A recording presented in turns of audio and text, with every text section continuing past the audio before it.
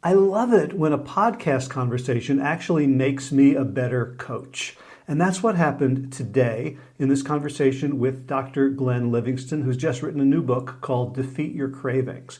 We talk about a lot of stuff, but the key element that I want you to listen to and listen for is this idea of the extinction curve for habits, because understanding it and the way he explained it, it will help me, has already helped me help clients when the cravings that they thought they had defeated come roaring back totally unexpectedly. So I want you to listen for that. But in the meantime, I have a really exciting announcement, which is Plant Yourself, after 11 years, finally has some merchandise, has some merch. And I'm delighted to announce that it was designed by my daughter, Yael Zivan, and is for sale on her Etsy store. So I would love it for folks to help support her and support the art she does. She's a full-time artist, and as some of you may know, that's not the easiest profession to be in these days. So if you check it out and you feel moved to get some merch for yourself or gifts for others, that would also help, promote the show and would help her a great deal. So here's where you can go. You can go to plantyourself.com/merch. That's all lowercase, MERCH, short for merchandise. Plantyourself.com/merch, and that will forward you right to her Etsy store. Thanks so much, and let's now get into extinction curves and cravings with the very good Dr. Glenn Livingston. So without further ado, Dr. Glenn Livingston, welcome back to the Plant Yourself podcast. Yo, Howie. How are you? What's going on? Oh, lots. I'm excited to be talking to you again. I'm excited. I'm always excited to talk to you. Cool. Well, so you have a new book. I do. Defeat Your Cravings. Defeat Your Cravings. And has it got a subtitle? I bet it has a subtitle. The Back Door to Weight Loss. You're so good at subtitles. I give it some thought, and it reflects the theme of what I'm trying to teach and what's new about the latest book. Yeah. Yeah, because I just did a scheduled Instagram live, and it asked for description, and I'm like, stuff we're going to talk about. Yeah. I feel like you give this stuff a lot more thought than I do. Yeah, I could have just called it good stuff about food and eating and stuff. Yeah. So aside from the title, so you've been on this podcast many times, and I think the first time we talked about your then new book, Never Binge Again, and it's been, 6-7 years? It's been 9 years almost 9 years since I published that first book. Holy cow, 9 we're years, old. A million readers in Psychology Today, 2,000 clients, lots of, a lot of stuff has happened. And it's really changed my thought is the reason I'm talking about it. Not so much to brag, although I guess I'm bragging a little bit. But it's really changed my thinking, especially the experience with clients over all those years. And I realized that I didn't have the whole story back then. I had enough for me to recover originally. You want me to talk about this, or you want to go something different? Yeah, no. Let's talk, because I mean, first of all, it's unusual for people who have a social media presence and an online presence to be able to say the stuff I was doing then was incomplete. So I so want to appreciate first of all your humility, your curiosity, and your willingness to really look into it, because I've worked with people where the people that were helped proved that I was great, and the people that I didn't help, it was their fault. But you're saying, I'm looking at the whole picture and seeing where I still am falling short and what I need to build on. So let's talk about that. Both of my parents were psychologists, and so I was constantly being asking, but what's your side of the story? What can you take responsibility for? So I'm constantly have a growth mindset and trying to figure out what I got wrong. I actually don't spend enough time thinking about what I got right, but yeah. So I mean, just to summarize the last book, the first book, I was a fat guy. I'm a not so fat guy now. I had a big problem with food, and I solved it eventually after years and years of looking at, did my mama drop me in my head, and did her mama drop her in her head, and what was the hole in my heart, and if I could fill that, would I stop filling the hole in my stomach? And after decades of trying to do it that way, and getting a little thinner and a lot fatter and a little thinner and a lot fatter, I eventually discovered that I had to take more of an alpha wolf approach to my own mind. And the way I describe it now is I set up a tripwire in my head. It turns out that the reptilian brain doesn't know love. It knows eat, mate, or kill. And it knows feast or famine, fight or flee. And that's the part of the brain that's responsible for food addiction. That's the part of the brain that's responsible for just hand over the chocolate and nobody gets hurt. It pushes your rational brain aside. Mm-hmm. What I know now that I did is I intervened in those behavioral automation loops, the tendency of the brain to want to automate the acquisition of calories, which is a very dangerous tendency in today's modern food environment where we have all these hyperpalatable concentrations of starch and sugar and excitotoxins. And I know now that what I did, which back then was very colloquial and a little crass, I said, I'm going to make clear lines in the sand. Like I'll never have chocolate on a weekday again. And then if I heard a voice in my head saying that, go ahead, Glenn, you worked out hard enough, you can just start your silly rule again tomorrow, I would say, wait a minute, that's not me. That's my inner pig. That pig is squealing for pig slop. Chocolate on a Wednesday is pig slop. I don't eat pig slop. I don't let farm animals tell me what to do. I wasn't going to teach this stuff. I was, this is just a private thing, right? What that did is it set up a tripwire. So I knew when my rational thinking was getting pushed out of the way. I had a very, very clear line. And anytime I had a thought that suggested I break it, I would say, okay, I have to do something now because this reptilian brain is getting active.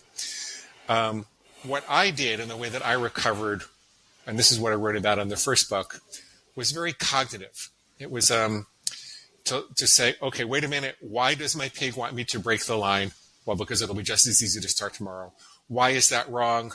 Well, because the principle of neuroplasticity says if you have a craving and a thought today and you reinforce that, so if I have chocolate on a Wednesday at Starbucks and I had that rule that said I wouldn't, then I've reinforced both the craving and the thought, and I'll be more likely to say start tomorrow. You can only ever use the present moment to be healthy. If you're in a hole, you got to stop digging, right? That would be an example of a cognitive refutation or eliminating your best excuses for breaking your own rules. Did a lot of experimentation, changed the rules around, figured out how to get thin. That took me several years. I kept a journal. The journal became the book, et cetera, et cetera, et cetera. Let's call that fixing your thinking about food, just to make it easy. Let's just call that fixing your thinking about food. Over the course of the years that I worked with all the clients, and I had a group program, about 2,000 people came through. We had group and individual coaching. I had coaches that worked for me, so I didn't do all 2,000 myself, but I talked to all 2,000 people more or less in the groups. And I had a partner. We got very, very good. The whole team got very good at fixing people's thinking quickly. Had a very big impact. Over the course of 1 month, we measured our results, and we found people would report about an 89.4% reduction in overeating. The people who engage. Some people pay for programs that don't do anything, and we couldn't do anything about that. But the people that engaged, they got an 89.4% reduction in a month. So essentially for 8 years, I worked on compressing the timeline to fix your thinking and remove your best excuses. However, when I would follow up at around the 6-month mark, the data would drop to about 54, 55%. Mostly it was bimodal. There were the people who kept doing the stuff that we suggested and they were doing pretty well. And there were people who kind of let it go and they were doing awful. And I said, well, why are people letting it go? What's going on? Investigated that. And that's when I found a kind of miracle. Which doesn't really sound like a miracle, but it's like a big slap yourself on the head with a spatula, oh, duh moment. Eventually, people would get to the point where they fixed all their thinking about food. There was nothing else their pig could say to fool them into making it okay to eat, except for this one little thing, which was screw it, just do it. Yeah, we don't have any good reasons. Yeah, it's probably a really bad thing to do. But oh, what the hell? Let's do it anyway. And just about everybody would get to that point at some point, and what they do with that really made all the difference in the world to whether they kept going or not. And so I started reflecting on, I had some of those moments also during my period of recovery, and I started to kind of clue into those moments would occur if I hadn't really nutrified myself well for a period of time, like if I was skipping meals or if I had eaten some not so nutritious stuff, some like high glycemic, if I had some flour, my rules didn't always eliminate that. If I had some flour, or if I had if I had too much coffee, if I hadn't had enough greens, if I hadn't had enough, fruit or beans or something to really keep my body flooded with nutrition, then I started to recognize that it was much easier to say, screw it, just do it. I realized also that if I hadn't had enough sleep, if I hadn't had enough water, if there were not enough people around me, all of these things, which I understand now, have to do with what I'd call organismic distress. That, our best thinking only goes so far if you allow the body to reach a state of organismic distress, because we have this survival mechanism that says, if things are tough, you need more calories, you need more resources. The brain freaks out and it says, okay, enough with your stupid rational thinking, go give me the chocolate, get me as many calories as possible, as soon as possible, consume mass quantities, right? And depending how far down that rabbit hole you go, the brain doesn't ever give up calorie acquisition learning. It never erases it. It can only label it dormant. We can talk about that also. And then I started checking all that out with my clients, and I realized that it really was true, that self-regulation has to be part of the game. It's fixing your thinking is magic, but it's not. It's necessary, but not sufficient for really overcoming overeating permanently. Then I realized. So can I jump in here for a second? Of course. One thing that I find it interesting is that you didn't then try to NBA the screw it, just do it rule. That you didn't then double down on, well, it's just another thought. I did. Uh-huh. I initially did try to do that. Because the second half of the screw it, just if you really elicit what the whole squeal is, it's screw it, just do it, we don't care, right? And the cognitive refutation for that is, I don't care that you don't care, pig, because I care very much. So there is a cognitive separation from that thought that can help, and that did stop it for some people, not in all circumstances. The best way I could describe this would be, there are some rules you can't follow if your body needs more. Like, I could not make a rule that says I will never pee again, because my bladder will speak up in 12 hours or sooner and make sure that I do. And this screw it, just do it response is very similar. Like, people are trying to hold on for dear life and grip to these rules, but they're not necessarily attending to taking breaks and having social contact and, sleeping and connecting and drinking water and all the things we need to do to be human beings on this planet. Gotcha. And it's interesting that the fixing your thinking is still a helpful part of it, because I was just having a conversation with a group that I'm in where the modality is to really look at distressing thoughts, experiences, so that you can reconceptualize them and change your relationship to them. And I was asking about, things like just sort of cognitive diffusion, like cognitive techniques. And one of the points was that if you can see it as a part of yourself, as opposed to all of you, or you can see it as a passenger on the bus shouting, that just that separation can reduce the distress to the point where it's easier to go in and do the harder stuff. Yes. When you, in my original training, we called that your observing ego. If you can separate from your experiencing ego and get into your observing ego, then you've fought half the battle to get back into your upper mind. So I very much believe in the power of cognitive refutation and using your head to direct your most important eating decisions. But I also recognize that our brains are fueled by our bodies, and there are limitations to what our bodies can do using logic and reason. Excellent. Okay, so there we were with this idea of organismic distress ultimately overriding just about any cognitive resolve that you had. So then where do you go from there? So we started to add little techniques that would reduce organismic distress. Nutrition is the most important one. It's also the hardest thing to get people to change. We would look at our results for people who were doing one meal a day or trying to intermittent fast their way out of binging, and we found it was about half of that on people who eat regularly. And so, but it was very, very difficult when people come in. They would say, well, teach me how not to binge, and then I won't have to worry about all this other stuff. Show me how to use these rules to, live on the eating schedule that I really want to. But it's very hard to convince them to have a regular, reliable eating schedule. So we looked at other things. Like, for example, your breath is always with you.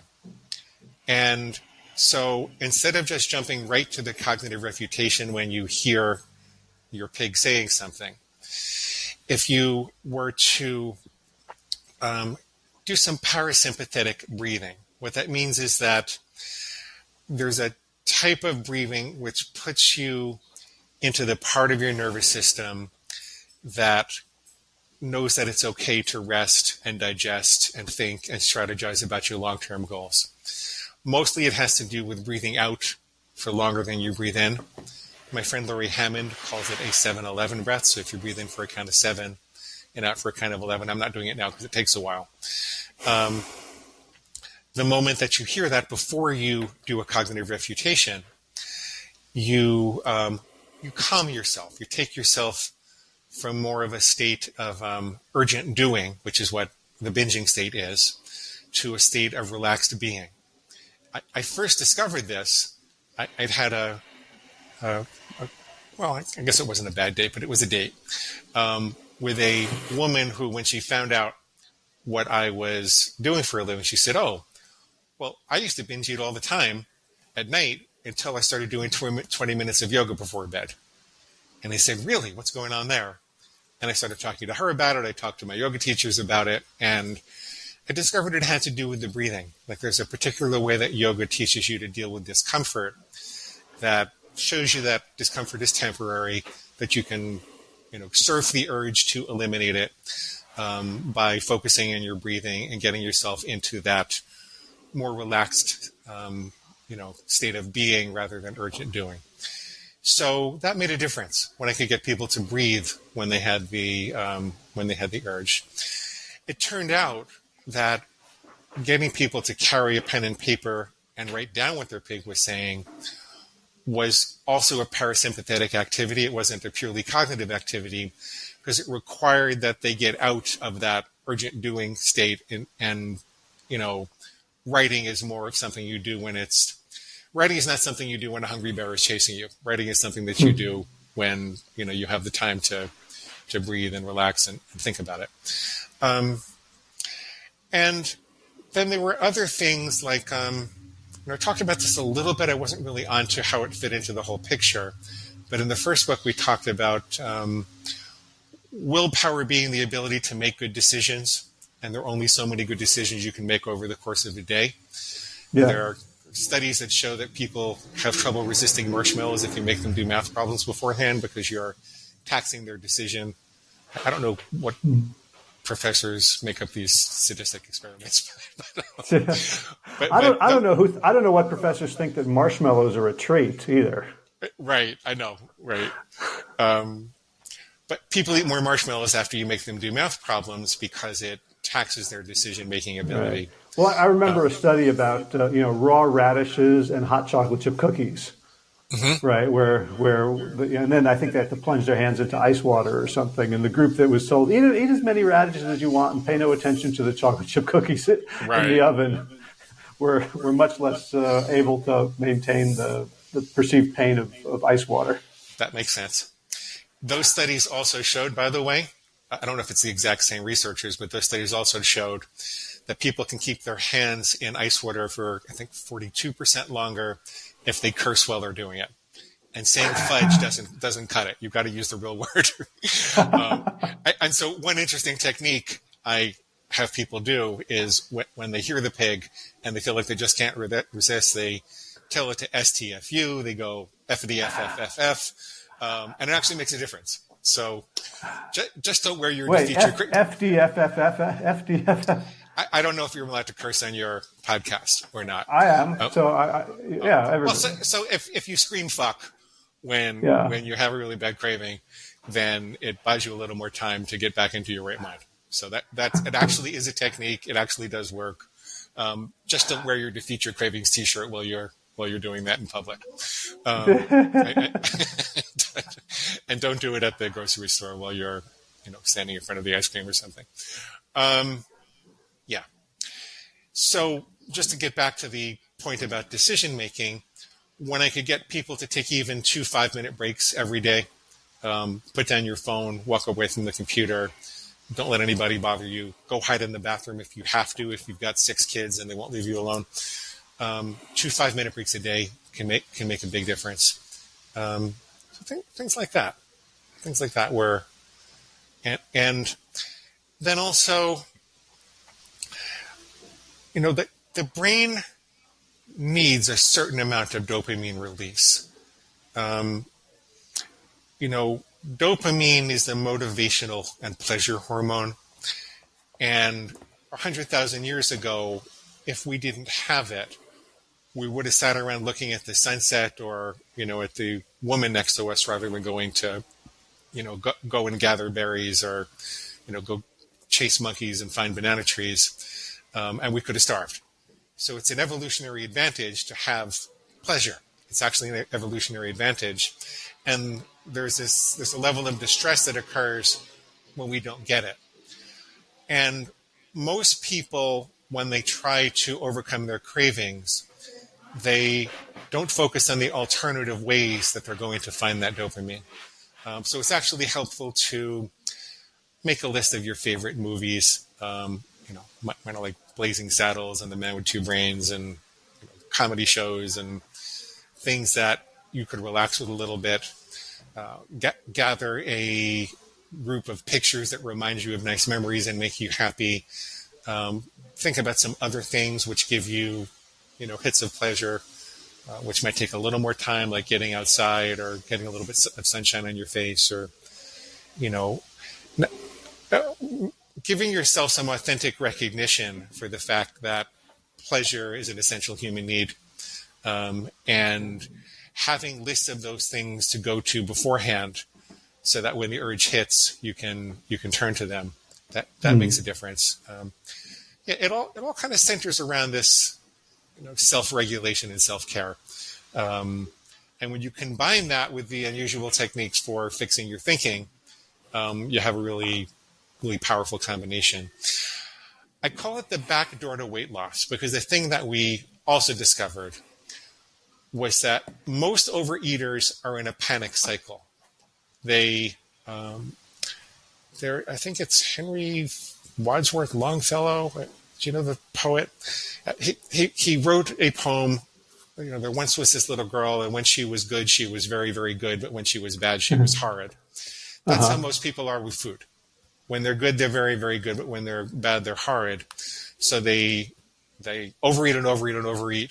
And then they try to get rid of all those calories as quickly as possible and lose the weight as fast as they can. So then they fast or they go on a crash diet or they go on a serious diet. And it turns out that in and of itself stimulates the state of emergency that makes your brain want to, hoard calories. If you think about it, if we lived in an environment where caloric resources were scarce, then as soon as the brain knew that it was available, it would make us have as many as we possibly could. So I tell people they really need to make weight loss like a second or third priority.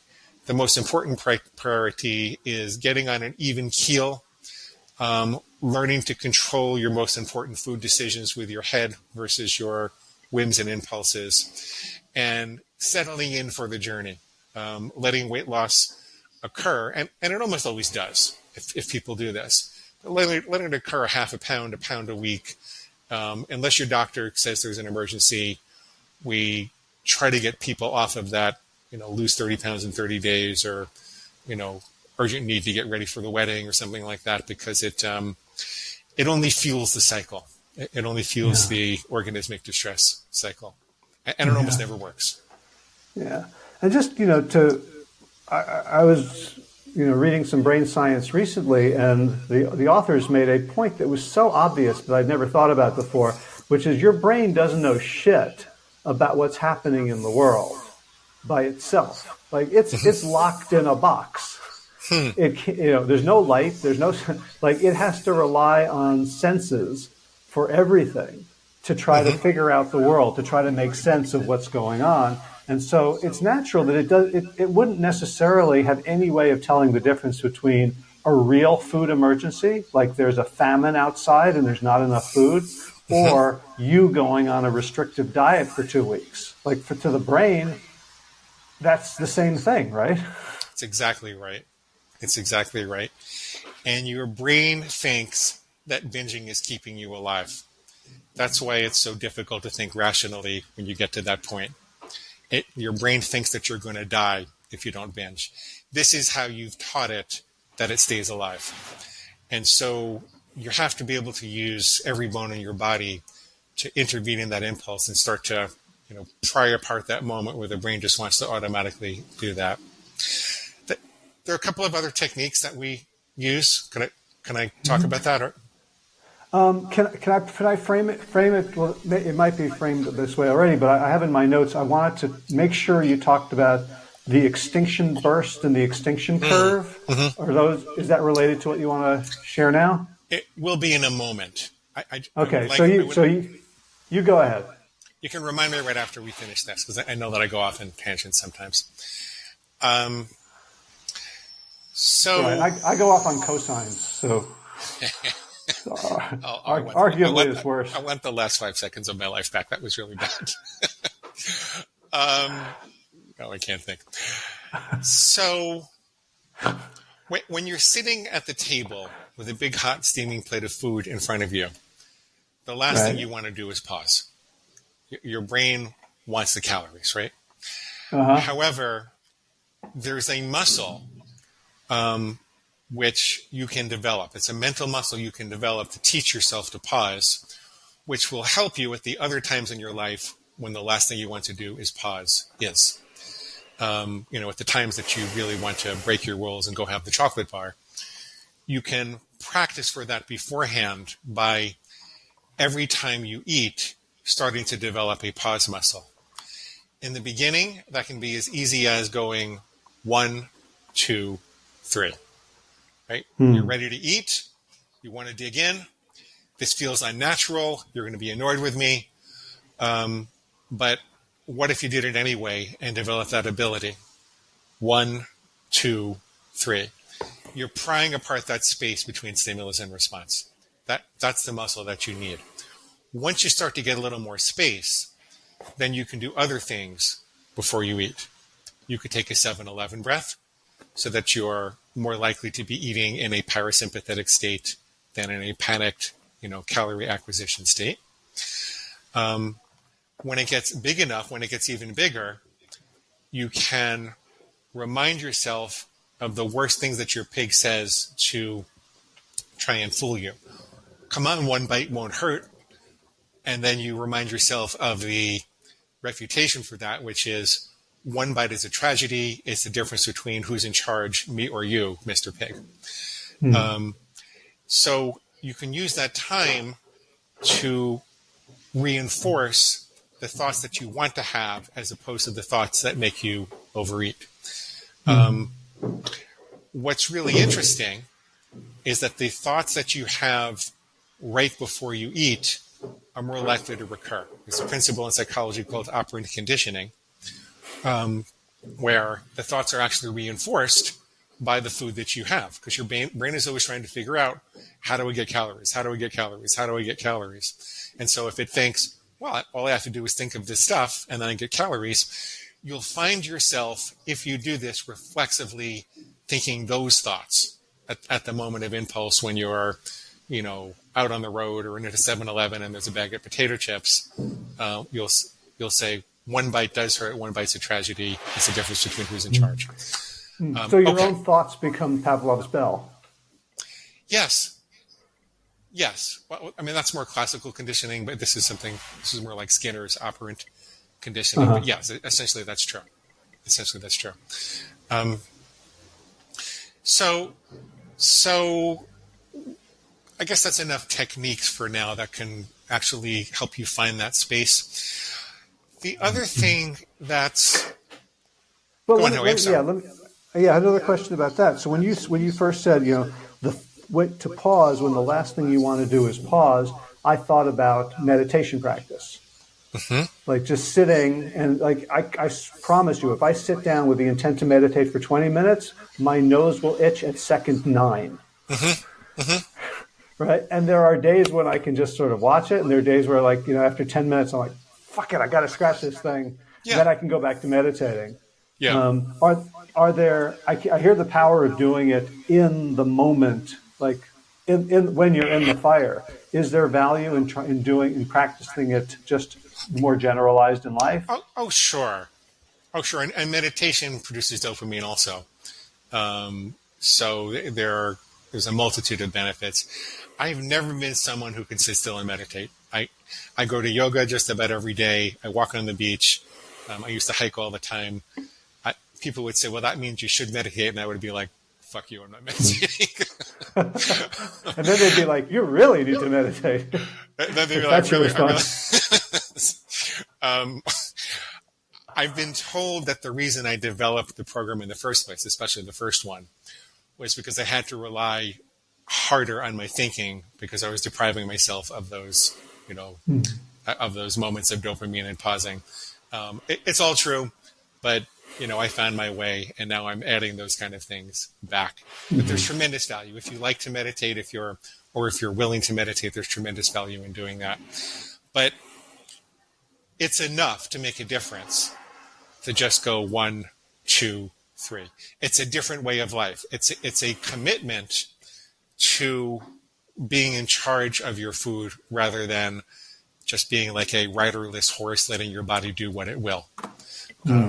It's a commitment. Well, it also reminds me of just about every religious tradition that would have a ritual for pausing before food and reinforcing some desired attitude from the group, whether it's gratitude or belief in God or whatever.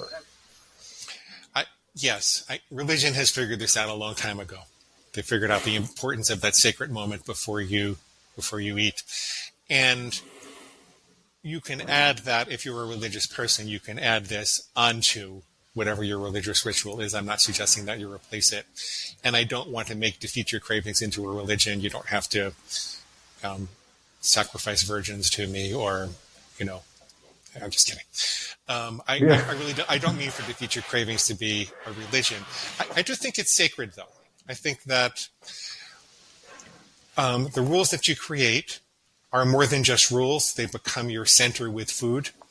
When you're of sound mind and body and you try to figure out what your higher self thinks is best for you and very clearly paint that bullseye, I think that's a sacred bullseye, and I think it should be treated with reverence like that. And so it's not a coincidence that there are some overlaps between what we're doing and what religions have figured out helps to reinforce their sacred traditions. But you can do this after. You can relegate this to second place after the religious ritual, and it works just fine. Yeah. So that's the pausing technique, and what I would tell you with that is don't go too heavy on it too quickly. Don't be in a rush to move from a short pause to a long pause, and don't when you get a longer pause, don't stuff that ritual with more thoughts than you can handle, because it's much better to have something you will do every day that you don't resist versus something that becomes a pain. If you do it every day, you will trigger an identity function. Your brain likes to automate your behaviors to save energy, and so it will say, well, I must be someone who pauses before I eat. So set the bar low, work your way up slowly, and that makes a big difference. Yeah. Well, B.J. Fogg uses the metaphor of, you plant a seed. If you plant a seed in the right place where it gets the nutrients it needs, it's going to grow. It's much easier to plant a seed than to plant a tree. Oh, that's a really good analogy. I like B.J. Fogg. Tiny habits. I really like it. Yeah. Okay, should we talk about the extinction curve, or do you want to ask another question? I want to talk about the extinction curve. Okay. Wait, should I count to 3 before that? You should. You ready, Harry? 1, 2, 3. Please, go ahead, please. So, something else that came from the years of looking at the science of overeating and overcoming overeating was that people think that their cravings should go down in a straight line if they stop reinforcing them. So if I am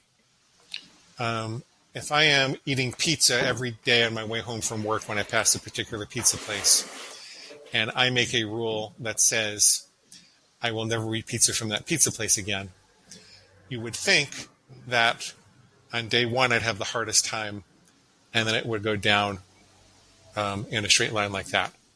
But that's not how it works. And as a consequence, people get very confused and discouraged. What actually happens is you have a honeymoon period, so it goes down pretty quickly at first. And then somewhere around the 4 to 7 exposures, an exposure is passing the pizza place and not having the pizza, your brain does what's known as an extinction burst. I like to call it the "where the F is my pizza" response.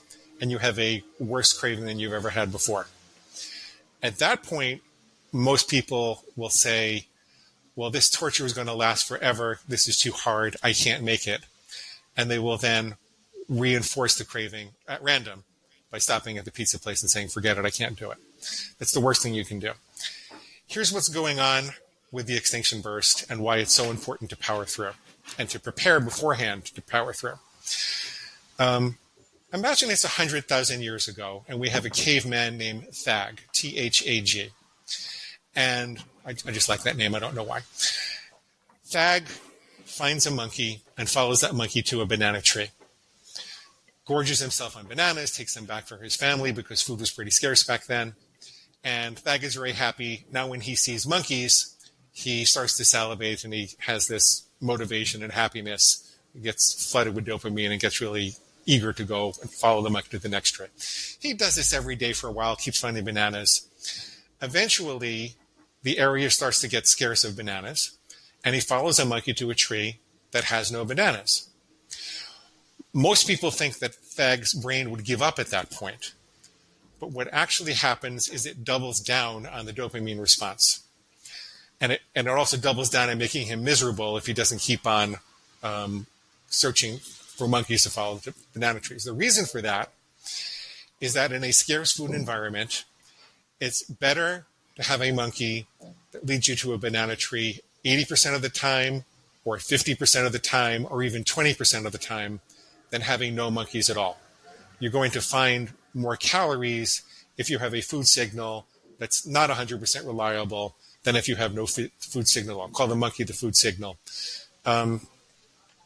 So the brain doubles down on that response test whether the reward has become intermittently available.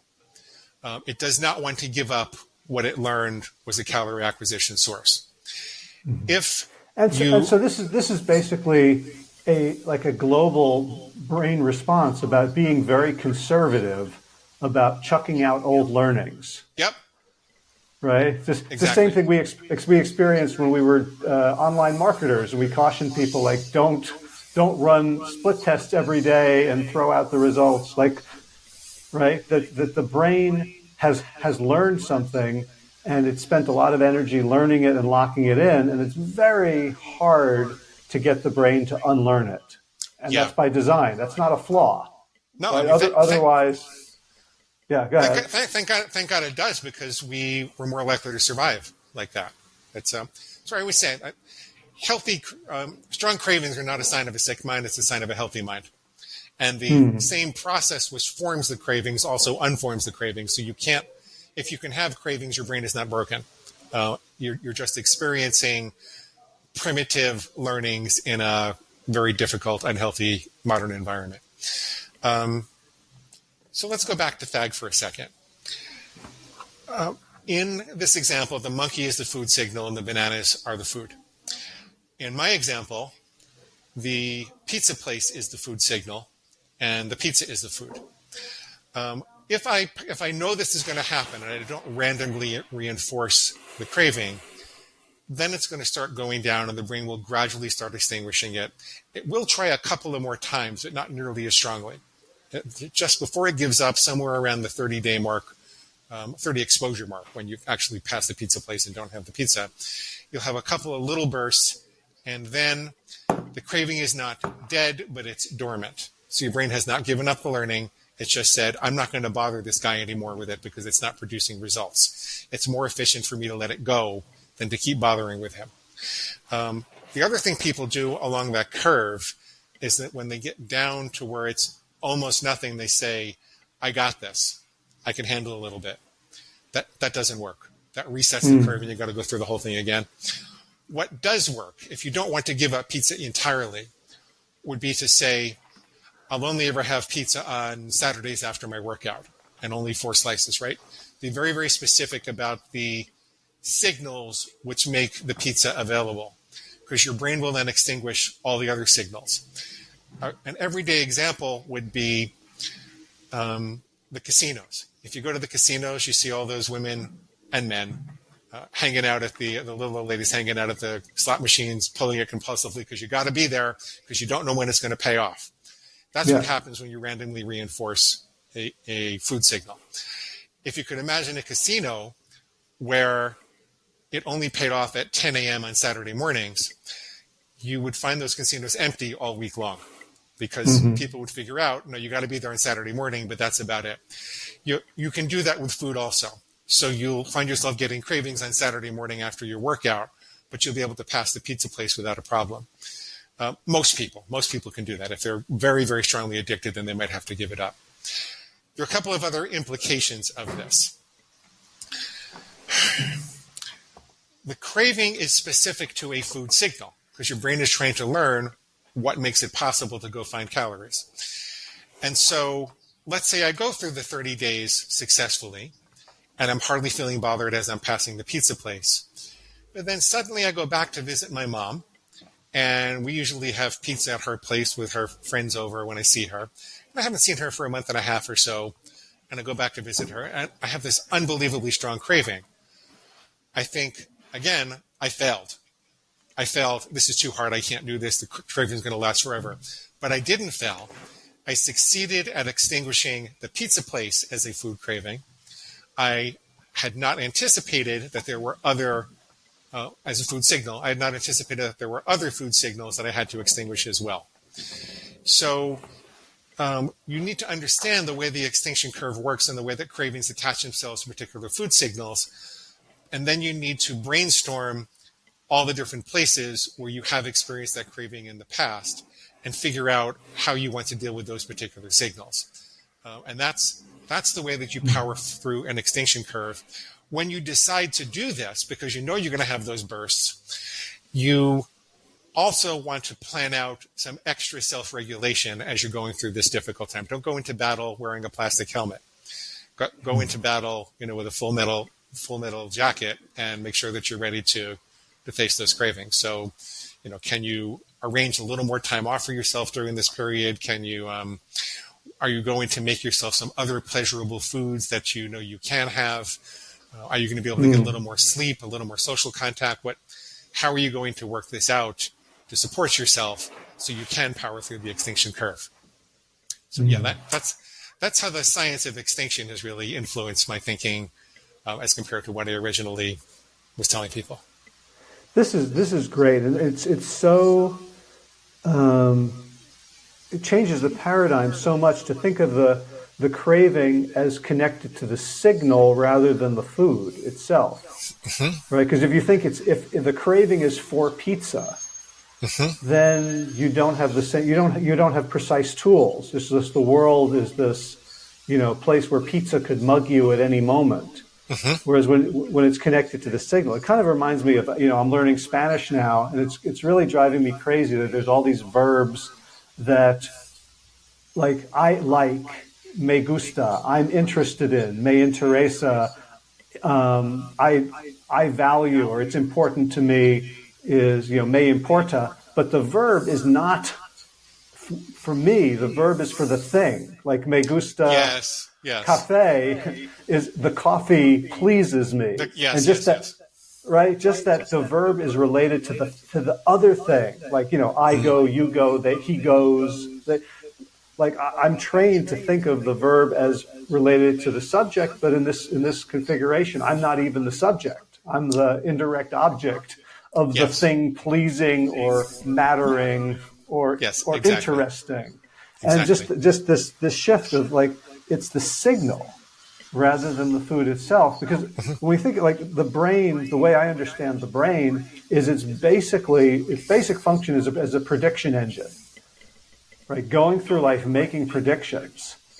And so it's focused specifically on if this, then that. And so if we're just always looking at the that, then we're helpless to the this. That's a really good point. The smell of a food could be a signal also. A feeling internally could be a signal. But you can make a list of the things that you're experiencing as food signals and plan out interventions for all of them. I think it's important to recognize that our culture has adopted inappropriate language about food problems. It's very common for people to use passive language and say, the smell of the bakery triggered me, or the pizza place triggered me. What actually happened was the smell of the bakery reminded you of a previous positive experience with acquiring calories, and you chose to reverse your previous best intents and, indulge in that experience. You have to reinsert yourself back into the mix. Otherwise, there's no space between stimulus and response, and you're just part of this automatic loop.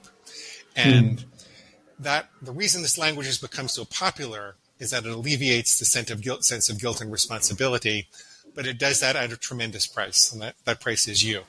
The price is responsibility. The price is responsibility, right? Yeah, I've been wondering about that with just learning a second language, like wondering if there are different ways that people think about it. Because Spanish to me it seems very agency lacking in terms of I like pizza. Pizza pleases me. It's like I'm the object of pizza. That's really interesting. I hadn't thought about that. I had trouble with that in Spanish also. So yeah, I hadn't thought about that. That could be. I wonder if there's a higher incidence of food addiction in countries that speak Spanish or use passive language like that. I wonder. Yeah, I don't know. I'm speculating. Linguistics versus capitalism. See which fucks us over worse. So that's the primary differences between the books. There's more of an emphasis on the science of cravings. Oh, I'll tell you something else that I've learned about cravings that's really important. Yeah. May I? Yeah. Okay. Um, One very pleasurable experience can be enough to form a new habit that would last forever. Um, and so there are positives and negatives about it. The negative is you have to be alert for when you've experienced something extraordinarily pleasurable and ask yourself if you want this habit or not. I remember I had a friend who I used to go out to lunch with sometimes, and once in a while he'd order something new, and he'd taste it and he'd go, "Oh no, I can't eat that. Glenn, I can't eat this. It's too good. And if it's too good, it's no good. If it's too good," because he didn't want to start stopping at the diner all the time to have that and have, 6 sandwiches. And he figured out that he had to be in the alert for things that were, too good, and he really wanted to stop it right then. What he could have done is he could have made a very specific rule for when he would have it and how he would regulate it, just like we were talking about before. But I didn't know that back then, and neither did he. But you can also use this to your advantage. What the brain is really responding to in those situations is unexpected new sources of pleasure, because the brain is always on the alert for new sources of calorie acquisition. So when it has an unexpected new source of pleasure, it gives you a bigger hit of dopamine than when you have the same thing day after day. So the first time that Thag found the banana trees, the bananas would taste better than they ever will again, because it was a new source of pleasure. You can use this to stimulate the pleasure response with regards to the foods that you want to have in your diet. So if you spend some time figuring out a dozen or 2 dozen recipes that you really like, and you rotate them through. And so, this month for me, I'm making a flourless vegan lasagna, and I really enjoy it, but I'm not going to have it next month, because by the end of the month, I know I'm going to get bored of it. I'm not going to feel the same level of pleasure. Next month, I'm probably going to make a cabbage salad, and after that, I'm going to make this really delicious cauliflower soup that I learned how to make. So if you take the time, it would actually be better if I rotated it week by week. I'm just a little lazy like that. But if you take the time to develop a repertoire of a dozen, maybe 2 dozen recipes, and you rotate them through, then you'll constantly be getting pleasure, because the brain will find them unexpected. But if you have them day in and day out, then the colloquial experience is getting bored of them. The scientific term is downregulation. Your brain is saying, this is not a new source of pleasure. Go find me new ones. There's one of my favorite singer-songwriters, Greg Brown, wrote a song called "If I Had Known," and there's 3 verses, and the basic idea is, so the first one is, he was a kid fishing in the creek, and everyone said there's no fish in there, and then he and his friend walked down the street with 5-pound bass, and he's like, but if I had known, I would have stopped fishing right then, because it was never going to be that good. Yes, exactly. Well, and the third verse is about sex, and he says, "You know what? It just keeps getting better. It breaks the rule." This is also true for the first bite versus the 10th bite of something delicious you have. When you make a new delicious meal, nothing's better than that first bite. You can use that to your advantage. You can say, well, maybe some people are not going to eat desserts or sugary desserts, except for, 2 bites when they're out with their spouse or something like that. And you could absolutely treasure that experience of those first couple of bites and then leave it alone after that. So I've seen people make that work for them too. Yeah. Right. Although from there, that reminds me of, Anna Lemke's Dopamine Nation book, where she talks about the first bite of a sugary treat makes you happy, but after that, you're sadder than before you had it. So the reason you have the second bite is not because it's delicious, but because now you're slightly depressed. You're chasing the dragon. You're chasing the dragon. Chasing the dragon. Yeah. Yeah. Well, I mostly don't do that myself anymore. Like, the cleaner I eat, the more pleasure I get from clean foods. I like the phenomenon of getting more and more pleasure from clean foods. So I mostly don't do that anymore. Once in a while, I'll plan something out. But it's absolutely true. You're having the second bite to relieve the misery.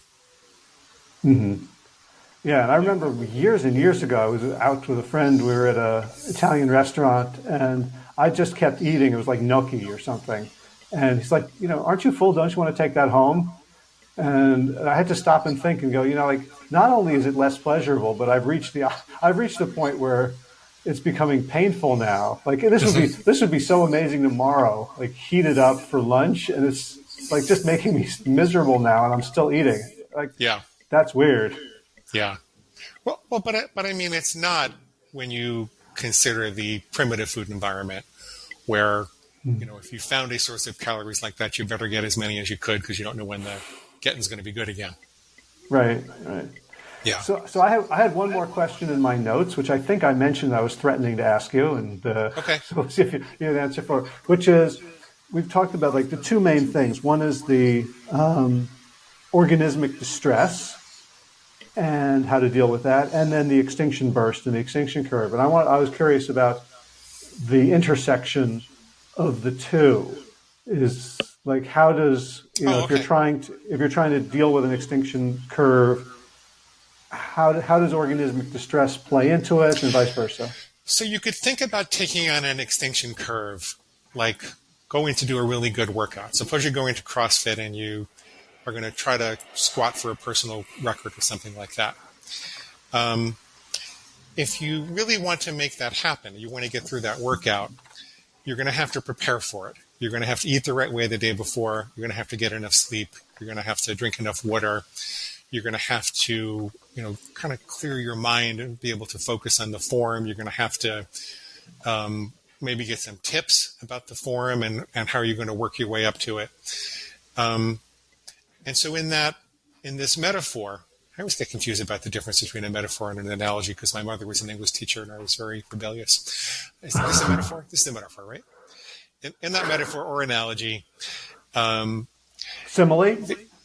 Okay. Is it a simile? No, I don't think so. I just we have to ask Mia. Whatever. I think it's in this example. These words that represent other words. These are like two very educated PhDs having a ridiculous time figuring this out. The organismic distress and relieving your organismic distress would be the preparation. And so you're deciding to go do this really big workout. And going through an extinction burst is an effort. It's a really big workout. You don't just show up and squat, 300 pounds. You really have to prepare for it. And you're going to relieve as much organismic distress before you go into that workout as you can. And you're going to figure out how to take yourself all the way through it.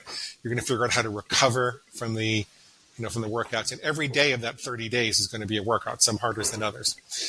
So how can you step up your self-care and self-regulation so you experience as little organismic distress as possible during that extinction period? One other thing to consider about extinction periods, by the way, is that it's not technically 30 days, it's 30 exposures. So when you're having pizza every day, it corresponds to about a 30-day habit. And most people have the most trouble with their daily habits. And when they extinguish their daily habits, they feel very empowered and able to work on some of the less frequent ones. But if you're having, pizza every weekend at your mom's house, it's going to take longer to extinguish that because it's going to take longer to get 30 exposures to your mom's house. And so for those types of things, your extinction curve, it could be 5 or 6 times longer, 7 times longer. So you're going to need some extra tools to get through that. It could be setting up an email to yourself to occur the day before you go to the house. So these are the extra things I have to do before I go to my mom's house. I need to make sure I had some, whole grains and beans and greens before I go so that my glycemic level is really, really regulated. I'm going to have enough water. These are the things my pig is going to say. These are the refutations. You want to support yourself by, in every email system, there's a way to schedule that email to arrive when you want it to arrive. So work it out so that your thoughts from your higher self show up just at the time that you need it. And then you're good to go. So I got 3 questions about that. So what, like, an exposure could be daily, but like, could you speed it up by like walking around the block of the pizza place 30 times? Yes. Well, yes, to a certain extent, because the food stimulus is actually not just the pizza place. It's probably the pizza place after a long day of work when you're hungry and tired and haven't thought of, what to make for dinner. And so there's only a certain extent to which you can speed up that experience. Could you spend the whole day standing in front of the pizza place and then you're done? I don't think so. I've never really tried that. It's like Stephen Wright once said, I took my dog out for a week and then I told him, you're done. We're not going out the rest of the year. Right. Yeah. I walked my dog to Florida. I think I have to look this up. That's a good question. I don't have the actual answer of that, but I'm pretty sure it's more like farming than cramming, as Stephen Covey would say. I think you have to integrate it into the rhythm of your daily life so that you experience the results in your daily life. But I don't know that for certain.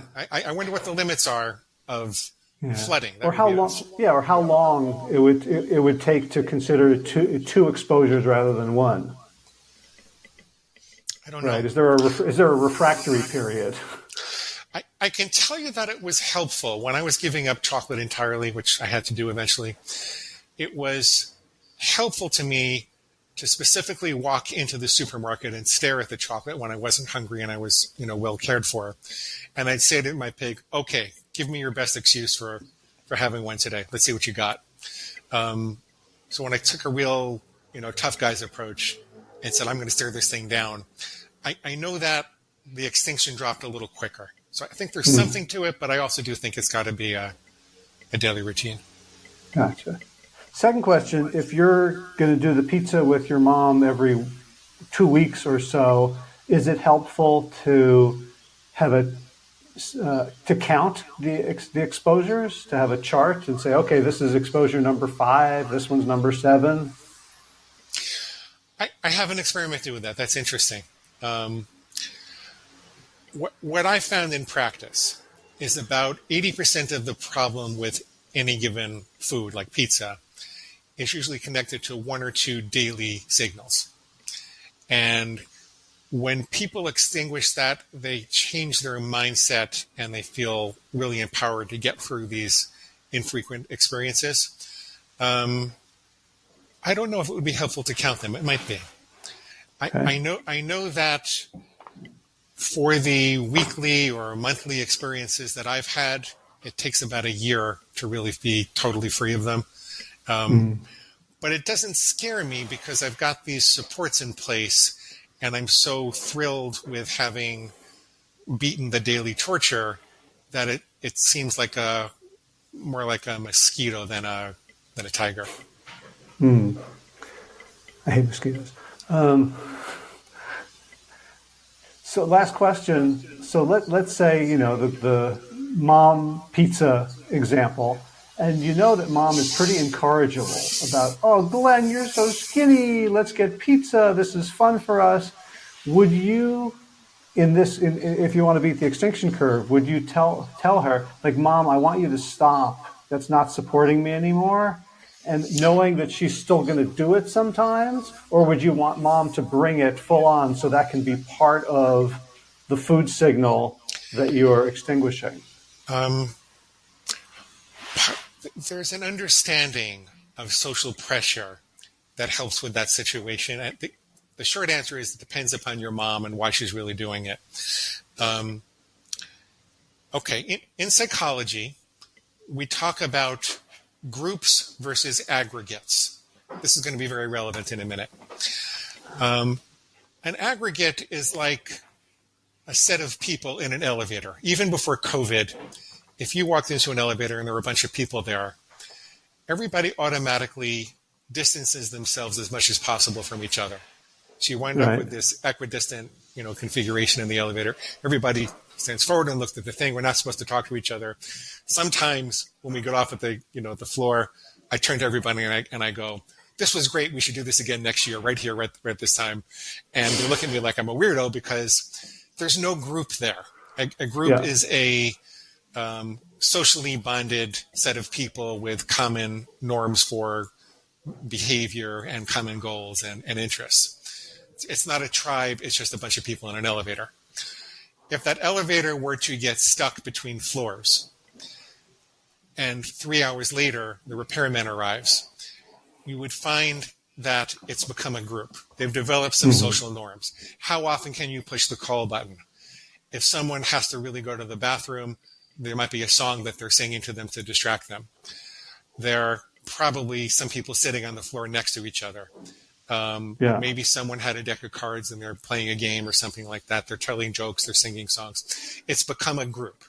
And that's actually a very satisfying social experience, even though it's a frustrating experience to be in the elevator. Then if I said, hey, next year, let's do this again, then all of a sudden it makes sense. It turns out that the quality of groupness is ephemeral. It fades over time. So if you go to see your mom for Thanksgiving and you haven't seen her for a while, when she's coming to offer you a piece of cake or say, hey, honey, you look so skinny, you really need this, it's more than just her wanting to see you eat. It's more than just her wanting to have the cake herself and feeling guilty if you don't join her. That's what most people think. This quality of groupness is what forms the fabric of society. These small tribes and then larger tribes. And in primitive times, it was dangerous for the tribe to be too fragmented. And so we had all these rituals, breaking bread together, sharing food. Often there might be only one type of food, so you didn't have the option of saying, well, I think I'll eat this today, or I feel like having salmon today. It was more like, eat what we give you or we'll kill you, because you're going to get sick and be a burden to the tribe and cause us danger. So there's a very strong underlying desire to welcome people back and reestablish the group norms and behaviors as quickly as possible. And breaking bread or offering food is one of those things. Now, I've found that the best way around that in most circumstances is what I would call the alternative love gift. Mom is actually trying to love you back into the group. But and when you're saying, Mom, the doctor says I shouldn't do that, or this isn't good for me, or could you please stop, you're rejecting that effort. And there's a sense of organismic distress that occurs because she feels like the tribe is in danger. And that's why this is so difficult to do. What you want to do instead is find something else that she can give you. So, Mom, you know what? I'm really cold and I didn't bring a sweater. Can I borrow one of Michael's sweaters? Or do you have a cup of mint tea? I had a little too much for lunch today and my stomach's a little upset. Do you think you can make me some of that great mint tea that you make sometimes?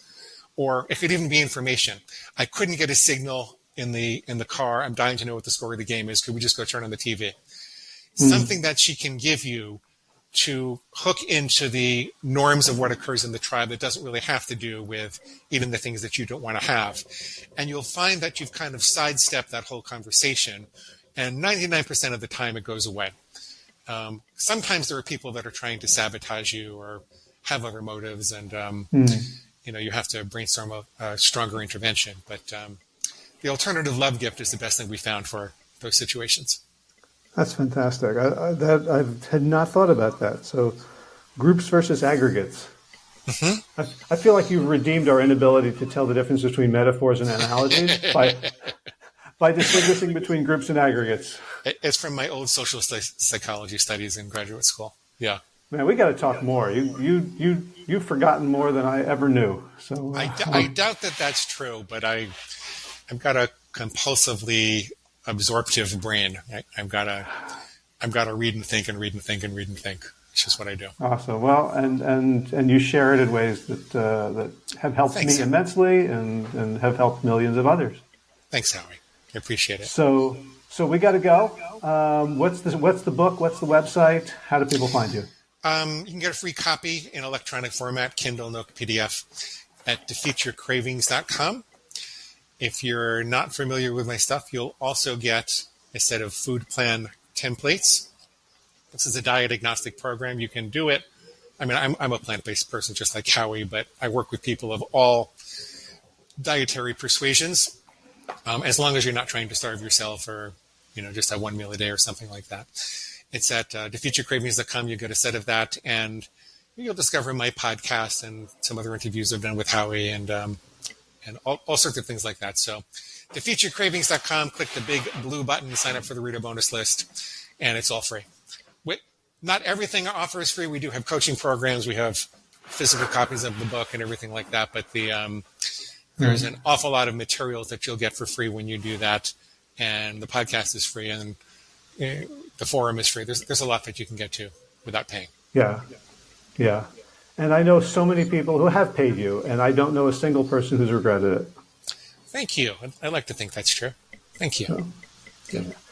All right, Glenno, thank you so much. This has been fun and informative as always. Thanks, man. I as many times as you want, have to have you back on mine. I'm always here. Love to. Okay.